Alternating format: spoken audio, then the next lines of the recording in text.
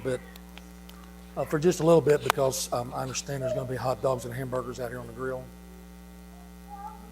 So that's very distracting. Chips. Chips and dips. Did you bring some chips, Carol? Yeah. Okay. Okay, first thing I want to talk to you about, that might be a little high.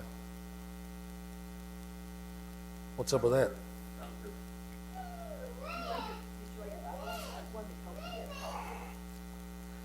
So,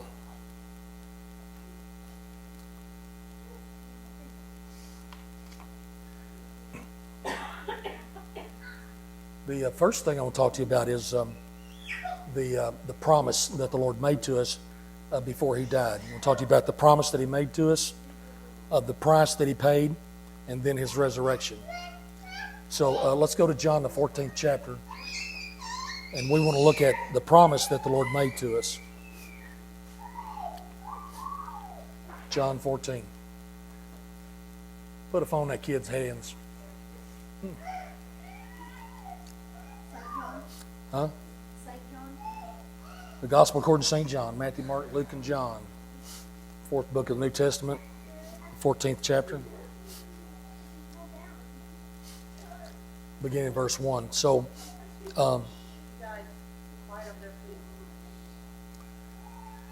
they had Jesus and the disciples had just eaten the Passover dinner, which we see pictured in art as the Last Supper, with all the disciples sitting on one side smiling for the camera, and or the artist. And so it went exactly that way. This was the Last Supper together. They were celebrating the Passover when Israel had been delivered from 400 years of bondage in the nation of in the land of Egypt. And so at the end of dinner, if you read the end of the 13th chapter there, you'll see that's where Judas got up and went out and went to betray the Lord and to sell Him for 30 pieces of silver. So then after Judas goes out of the supper, the Last Supper, then we start in verse chapter 14, and the Lord is talking to the disciples, and He begins to prepare them for what's going to happen that night. And so He's telling His disciples, He said, "Let not your heart be troubled. You believe in God, believe also in me." And so let your heart not be troubled, because I'm going to be betrayed tonight, and I'm going to be arrested and tried, and then I'm going to be crucified. So He said, "Let not your heart be troubled." He said, "You believe in God." He said, "Believe also in me." So there's a big betrayal coming. There's a crucifixion coming. And He said, "But don't let that trouble you. Believe in me." So in the midst of the crucifixion, He's saying, don't forsake what you know. Believe in me. You believe in God, you can believe in me. I'm the Son of God. And so He's preparing His disciples there. And He said, "Believe also in me." So that's the key. That's the key to your whole Christian journey, is believe in me. And so it's not a matter of what church you belong to. It's not a matter of you dress in a certain way, or live in a certain way, or saying certain things, or giving a certain amount of money to the church every week. It's about believing in me. That's where the rubber meets the road in your Christian journey. That's all Jesus has said to them, is believe in me. And so you can believe in God, even when it seems like Jesus is being crucified to you. You wonder where all the excitement and where all the great vision and the wonderful things that you know about the Lord, where has that gone? He said, when it all seems like it's going to the cross and to the grave, believe in me. That's what I want you to do. Believe in me. So, it begs the question, do we believe in Him? Do we really believe in the Lord? Or do we immediately default to how bad it is, or how somebody else is treating me? Do I really believe in the Lord, even though it appears He's crucified to me? Or do I default to giving credit to my boss for causing all this trouble? Or do I give credit, to the government for screwing things up? There's plenty of credit to go there, but guess what? Even in the midst of all of that, believe in Him. No matter how much trouble's going on, He said, believe in me. We don't have to default and immediately put our attention on somebody besides the Son of God. And so let's drop down to verse 7. He's preparing his disciples. Verse 7, he says, if you had known me, you should have known my Father also. And from henceforth ye know him and have seen him. He's telling the disciples, if you know me, then you have seen the Father. And from henceforth ye know him and have seen him. Philip, one of the disciples, saith unto him, Lord, show us the Father, and it sufficeth us. It'll be good enough if you just show me the Father. He just told them in the beginning of his dissertation, believe in me, and now they're wanting to see the Father because they didn't feel like he was going to be enough. He's going to get crucified, see. Is Jesus enough? Verse 9, Jesus said unto him, have I been so long time with you, and yet hast thou not known me, Philip? He that has seen me has seen the Father, and how sayest ye then, show us the Father? Verse 10, we're back to the believing thing. Believest thou not that I am in the Father, and the Father in me? The words that I speak unto you, I speak not of myself, but the Father that dwelleth in me, he doeth the works. He said, look, the Father's in me, and I'm in the Father. If I know Jesus, and I have Jesus in my heart, then the Father is in Jesus, and Jesus is in the Father. So I've got the crucified Christ, but I also have the unbegotten resurrection power of the Father living in me. Jesus and the Father are one. They can't be separated. If I have one, I have the other.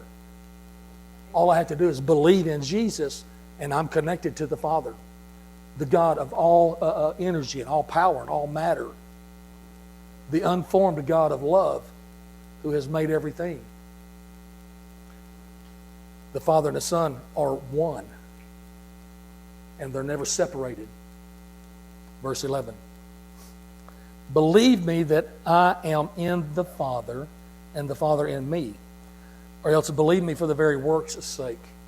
He said, if you can't believe me because you can't see the Father in me, then look around at all the things he's done. We were just singing about it, counting our blessings. I love that. Every time I go there, I just ascend up into the heavens. I was telling Sandra Lane yesterday, a year and a half ago, they told me I was going to be dead in 6 months. And guess what? I was ready to go. Y'all remember that first Bible study we had after I was diagnosed? I come into Jennifer's and Crystal's house, and I said, God's been preeminent in my life, and he's going to be preeminent in my death if that's what this is. And I was ready to go. And Mom was a little upset with me. But I was ready to go. I'm like, you know what? I made it. Thank God I made it. I finally got there. I hadn't made it, and I didn't get there, did I?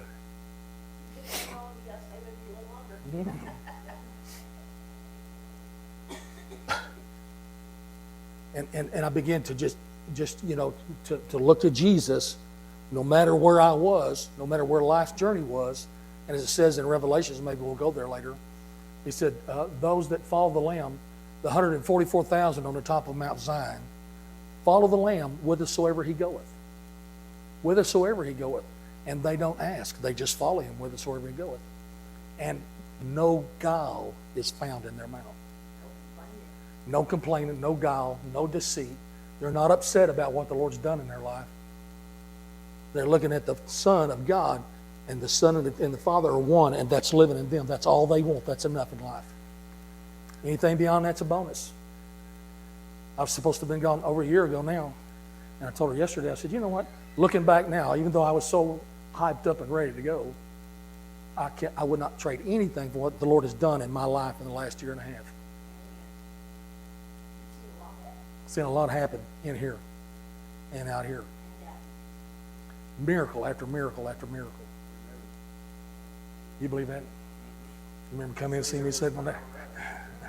Witnessed it with your own eyes. And that doesn't mean I'm not still ready to go. I'm just here because this is where I belong. And this is where the Father is, and I'm going to follow him whithersoever he goeth. That was my immediate testimony. I'm going to follow you whithersoever you goeth. Verse 12. The results of believing. Verily, verily, I say unto you, he that believeth on me, the works that I do shall he do also, and greater works than these shall he do, because I go unto my Father. Whoa. greater works than these. Greater works than what?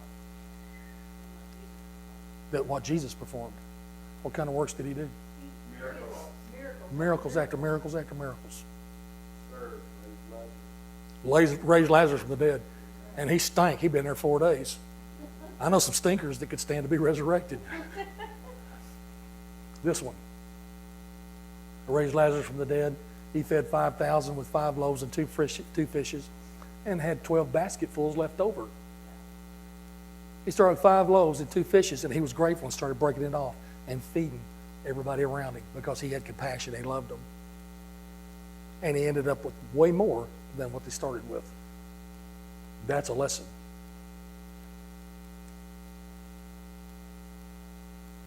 He said, the works that I do, greater works than they should you do. How are we going to do something greater than that? Because he went to the Father.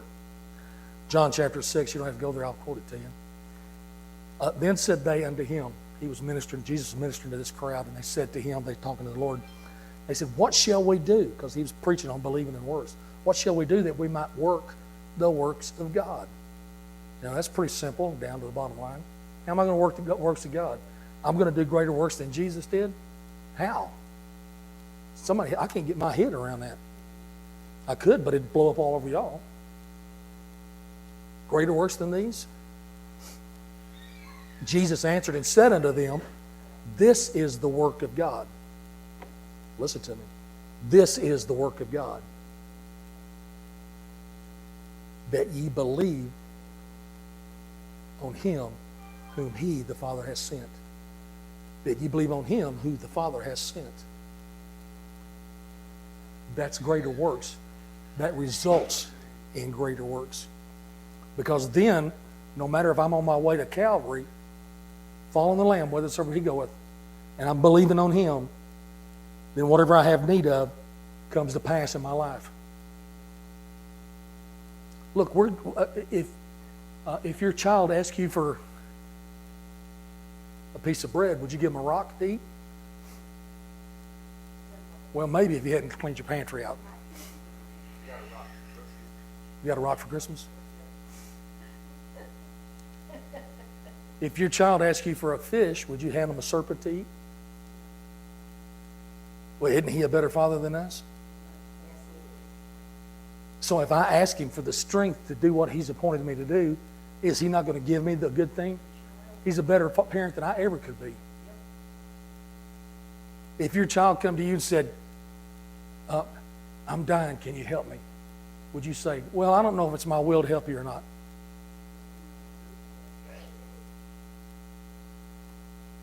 What would you do? You do everything in your power to heal that child. Pray for him, take him to the doctor, nurse him, whatever you had to do. Well, how about Jesus? Isn't he a better parent? Well, what about all those that die in the world then?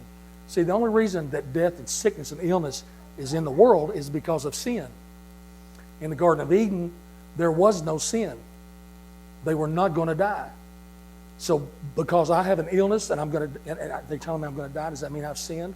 No. But that means that the body malfunctioning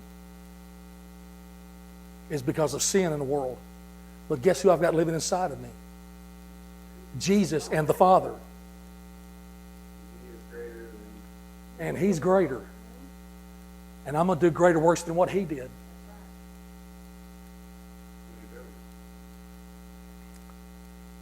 Am I making sense? I'm talking about the Father and the Son of God living inside of us.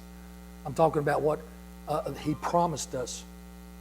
In John the 14th chapter, he's promising his disciples, this is what you're going to have, but I'm going to go to the cross and die. But believe in me, because greater works than these you're going to do.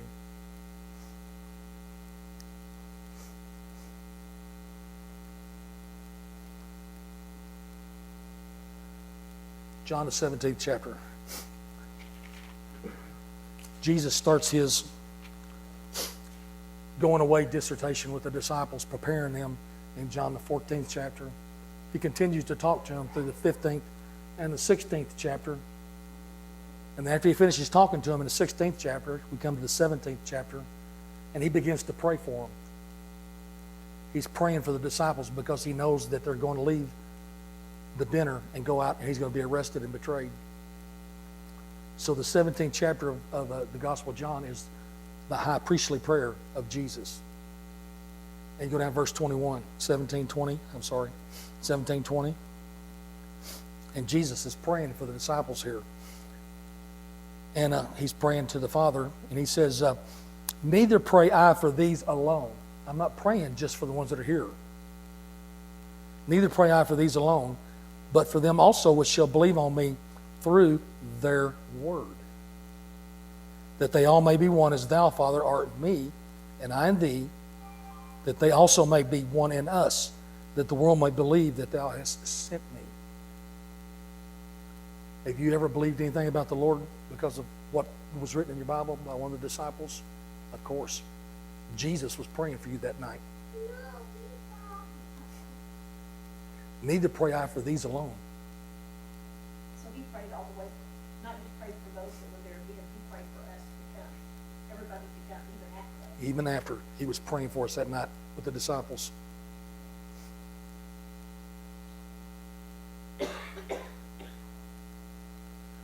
What an awesome promise he's given us. What an awesome promise he's given us. We're going to do greater works than him. And it don't take me being good for 2 weeks and not losing my cool and cussing. Aren't you glad about that? Amen. Yeah. All it takes is one simple thing. Believing. Believing. That's the promise. What kind of price did he pay? Jesus paid a big price. He paid it all. You know why? Because we get it all. The price for all is all. And so Jesus underwent 2 trials that night. He underwent a Jewish trial by the religious leaders. Can you imagine getting a fair shake out of religious leaders? No. He went through a trial by the Jewish religious leaders, and then he went to trial from there with the Roman government, the secular government. At the trial, then, he was taken out. He was flogged. You know what flogging is? I'm not talking about just, 2 or 3 licks. I'm talking about he was flogged. And history says it was 39 licks with a cat of 9 tails. And so then he was sentenced to death by crucifixion. He was flogged, and then he was sentenced to death. So scourging or flogging, like they did back then, it produced very deep stripes, like lacerations on his back. And all the way, his whole backside was just ripped. And so he said, by his stripes we were healed. You read it in the New Testament, Colossians, I think it is. By his stripes we were healed. When he bore the stripes that day, when his back was ripped out so you could see his lungs, and he was bleeding everywhere, he was thinking about paying for my healing in this time.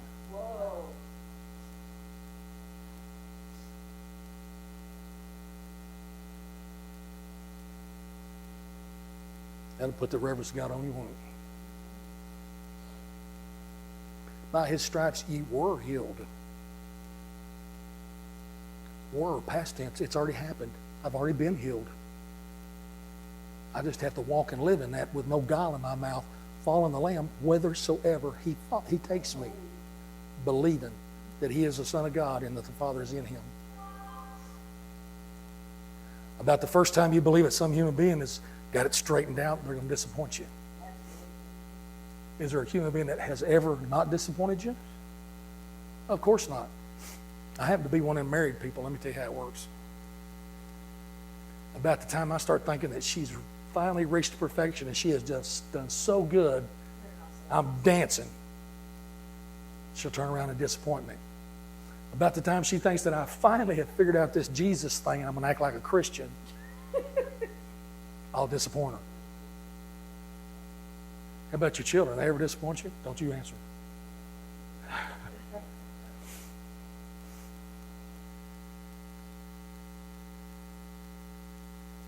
By his stripe that ye were healed. It's already done.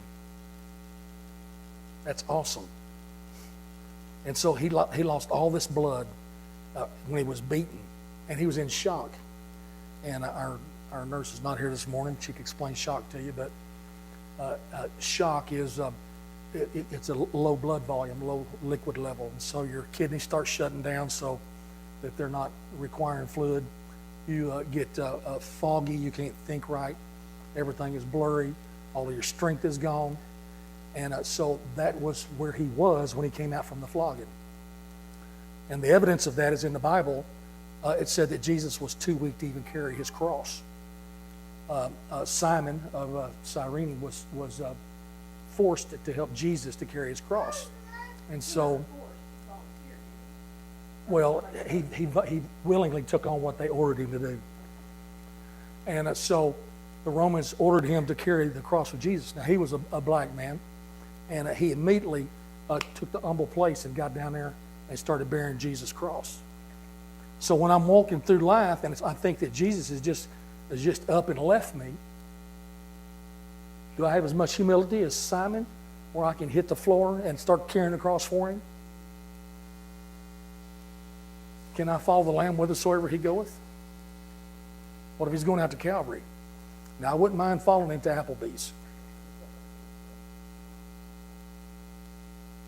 And I don't mind following him back to my prayer closet back here. I finally got my closet back. But following him out to where I'm going to be crucified?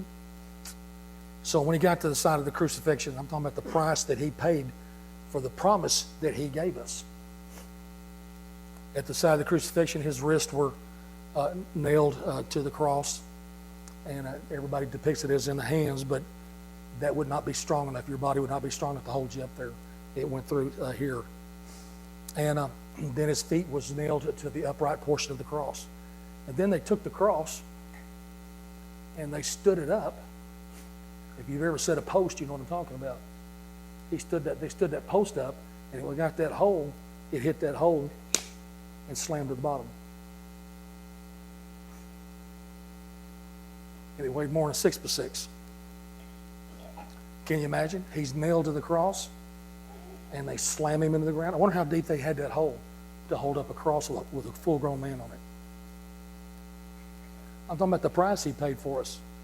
He's paid the price. I don't have to whip myself on my back. What do they call that? Self-something or another when you whip yourself? Huh? Wait a minute, PhD.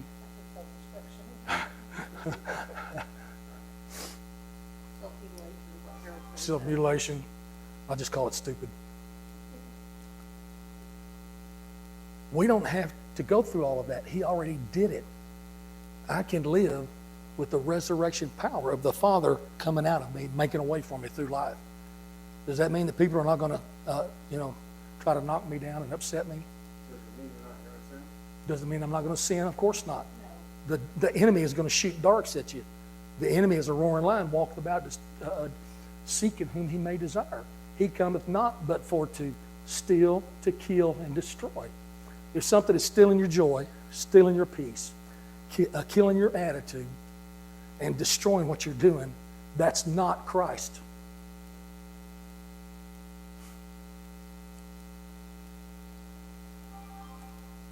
So if you understand anything about crucifixion, they nailed them with their I can't bend down, nailed them with their knees bent. Because the purpose of crucifixion was shock and to interfere with the normal respirations so that they smothered to death. So they were nailed like this, and when they wanted to get a breath, they had to straighten their lungs up. They pushed themselves up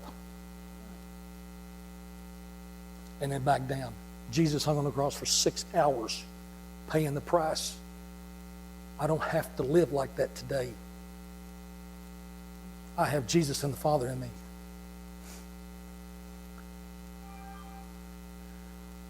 So Jesus' death was then ensured by the thrust of the Roman soldier's spear into his side.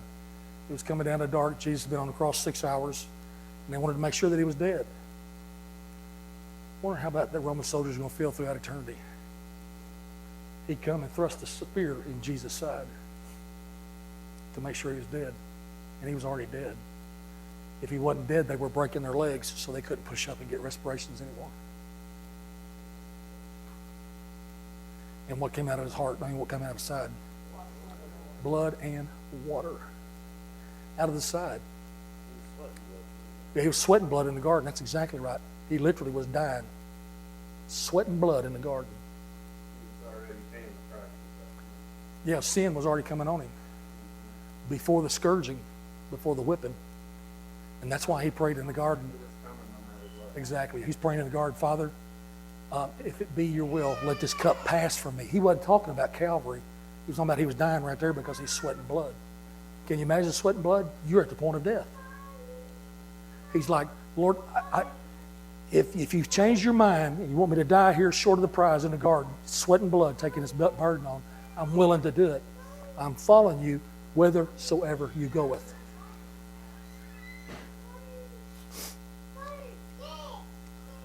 So his side was pierced.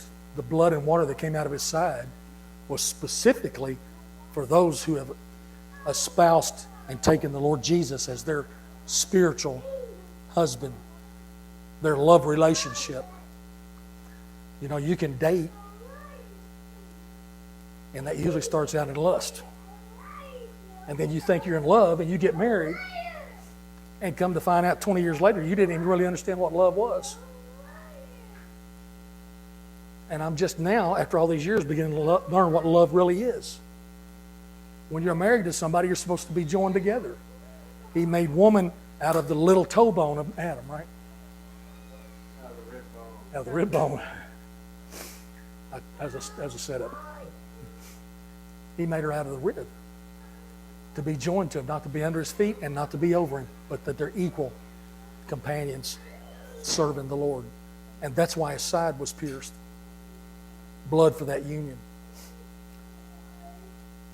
So he made a promise, and then he paid the price for that. And then came the resurrection. Matthew 28.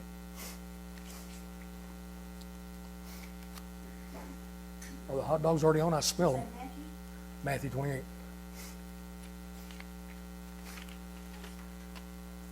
Matthew 28 is the resurrection chapter in Matthew, beginning in verse 1. Matthew 28, verse 1. In the end of the Sabbath, as it began to dawn toward the first day of the week, came Mary Magdalene and the other Mary to see the sepulchre. So the other Mary was Jesus' mother Mary.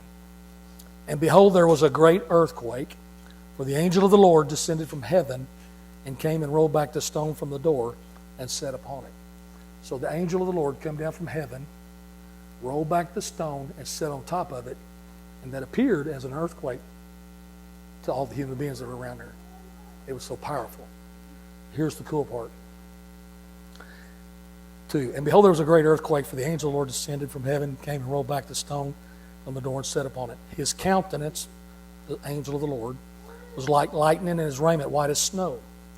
And for fear of him, the keepers did shake and became as dead men. And the angel answered and said unto the women, look here, fear not ye, for I know that ye seek Jesus, which was crucified. He is not here, for he is risen, as he said. Come see the place where the Lord lay.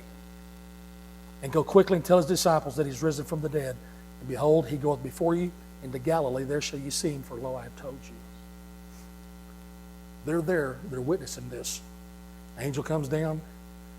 The stone rolls back. And they look in the tomb. And the angel tells them, he's not here. Why seek ye the living among the dead? He was resurrected out of a closed tomb. The tomb wasn't opened until the women got there? That's what it says.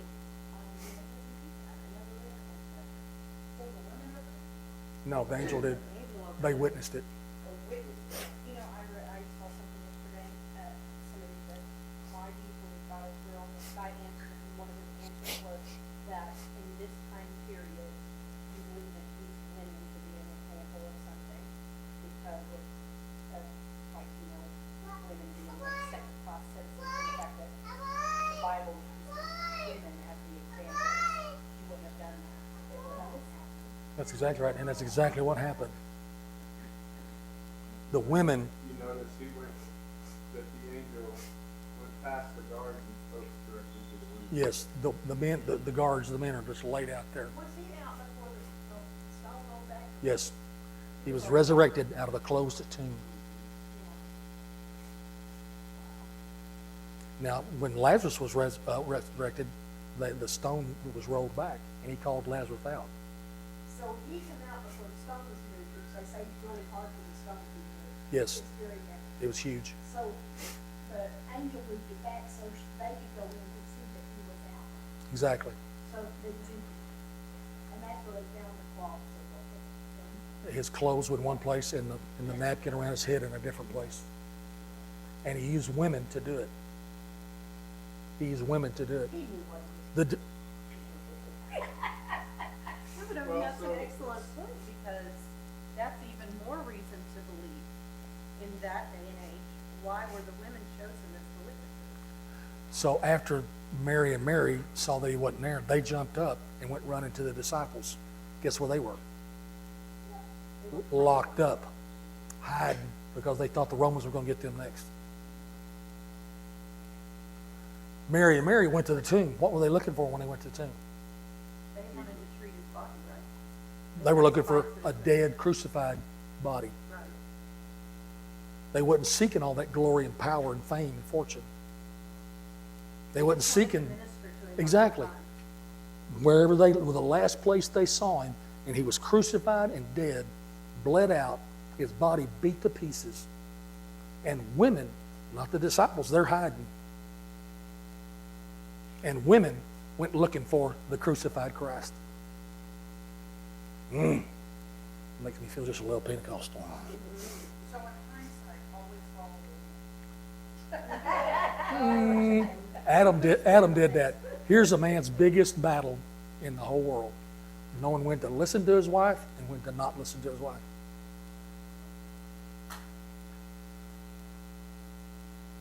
Adam listened to his wife and ate the fruit. Yeah, absolutely. But the women in Jesus' day went running to his disciples, and they're like, hey, they come in there, and the disciples are on there hiding. I can just hear the door opening, and they're going, uh-oh, we've had it. We're done. So the women were the first ones to worship the risen Lord. Yes.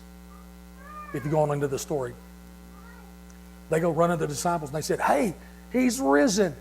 And guess how the disciples responded? Nuh-uh, we don't believe that. We don't believe that. That didn't happen. And so Peter and John got up, and they're running to the tomb as hard as they can go. And Peter gets there first, but he stops. He won't go in because he's scared. I thought that was John. No, John's the one who went in. I thought Peter was zealous. Wasn't he the one Peter was zealous, and he beat him there, but he stayed at the door, and John went in. Oh, okay.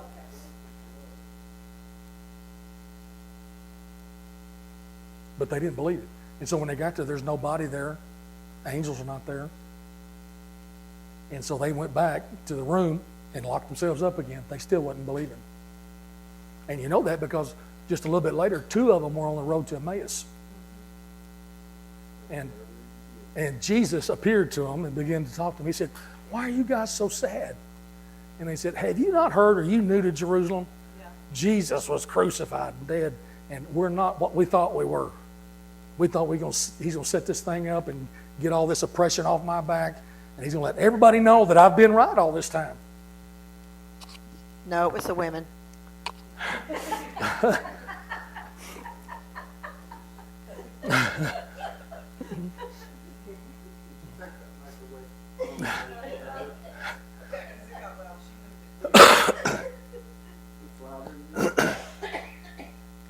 So, you got me. Sorry. I can see the tears running down your face.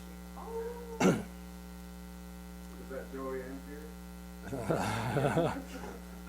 It's probably water. So, Mary and Mary go tell the disciples, and then Mary Magdalene. Y'all know what's special about Mary Magdalene? She went back to the tomb, but what's special about her and her relationship with the Lord? Why did she love him so much? She's the one that always went and sat at his feet and listened to the teaching. No, that's Mary and Martha. Saved her from 7 Say it again. He saved her from 7 demons. He cast 7 devils out of her. He cast 7 devils out of her. And he said that he that's forgiven most loveth most. He cast 7 devils out of her. Not one. Not one, 7. She's a prostitute. Yes, Yes, absolutely. The lady at the well. yes.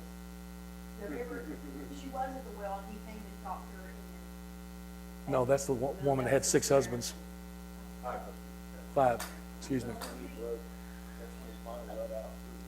Exactly. And so he cast 7 devils out of Mary Magdalene.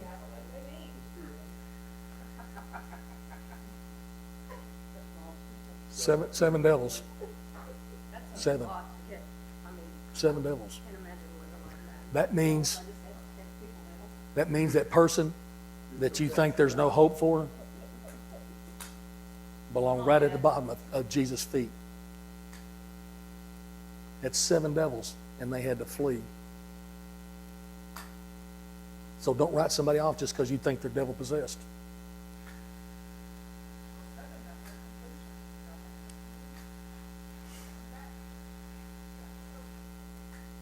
I'm trying to find some kind of conclusion here. Mary was looking for the crucified Christ. When she went back to the garden, that's where I was. So Mary was at the garden. They went to the disciples, and then Mary Magdalene went back by herself. Nobody has seen Jesus yet. They just had the angel's testimony. So Mary Magdalene goes back to the tomb. She's like, I'm going back there and look again. And she goes back there and looks. And then she hears somebody there with her, and she turns around, and there's this man there, and she thinks it's the gardener. And she's like, if you know where they've taken my Jesus, she's still assuming that he's dead and crucified and they've moved him. If you know where they've taken my Jesus, tell me, and I'll go get him. I want him. I don't care how beat up he is. I don't care how dead he is. I want him. I don't care how dead Jesus is to you. It doesn't matter how many devils out of hell is giving you all kinds of grief. I'm here to tell you that he can set you free, because greater works than these are you going to do. I'm behind that. If you only believe. You don't have to understand. Ain't that good? You don't have to understand. You just got to believe. Mary was looking for the crucified Christ. When she heard this voice, and she turned around the gardener, she's like, please tell me where he's gone. He said, whom seek you? She said, my Lord, where have you taken him? And so she didn't recognize him. And he said, Mary. He just called her name. Mary. And she recognized his voice. And she just fell down. Rabboni, Master, Lord. Looking for the crucified Christ, she ran into the resurrected Christ. And her desire to see that crucified Christ was so important that he had not even yet gone to the Father. See, after he was resurrected, he had to take his resurrected blood to the temple in heaven and put the atonement blood on the heavenly Ark of the Covenant. 3 days and 3 nights. Exactly, Tom. Huh? Took the keys back. Preached while he was there. He took the keys back and he preached while he was there. Say again? Took some out of paradise. And raised some saints that were in the ground. He took a lot with him. So when I find myself in hell, do I go after the keys and start preaching to everybody around me about Jesus? Or do I start acting like everybody around me? Don't answer that. Itself.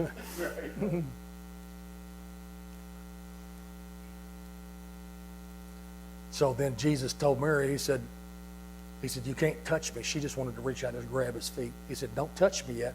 I'm not yet ascended to my Father. He had come up out of hell, 3 days and 3 nights out of hell.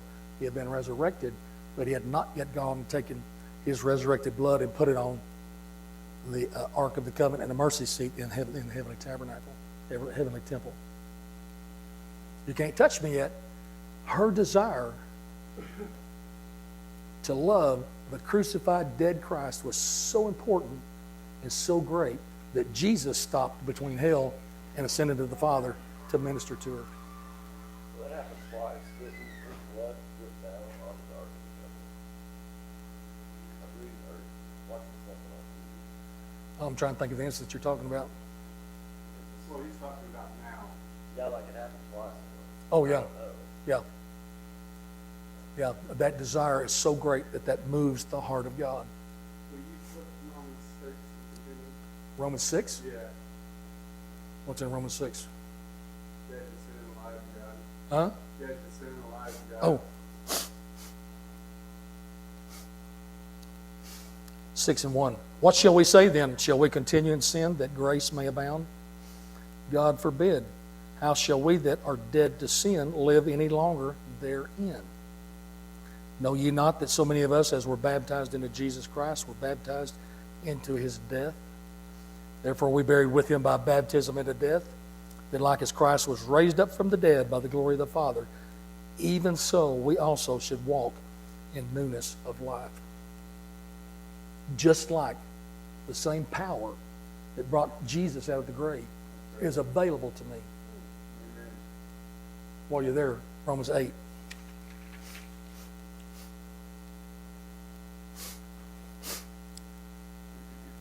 I had a problem, and he was saying how if we are upset because we have to be crucified or we're being crucified or whatever, when we go and we start praying and we go seek the face of God because we feel like we're being crucified, that's when we find the resurrected. Exactly. That's when we become, like I said, we come out of whatever we're in and we find the resurrected Christ. That's exactly how it works We don't today. want to do that. We don't want to go and seek him and get alone with him or whatever and try to find out what it is that's going on. Especially if we've done something dumb.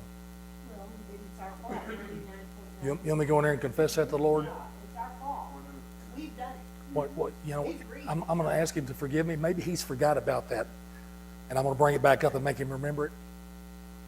No, he loves us to use the Lord's He's blood. waiting for me to come to avail myself of the blood that he gave. He knows he didn't die. That makes him happy. That justifies his blood, his death.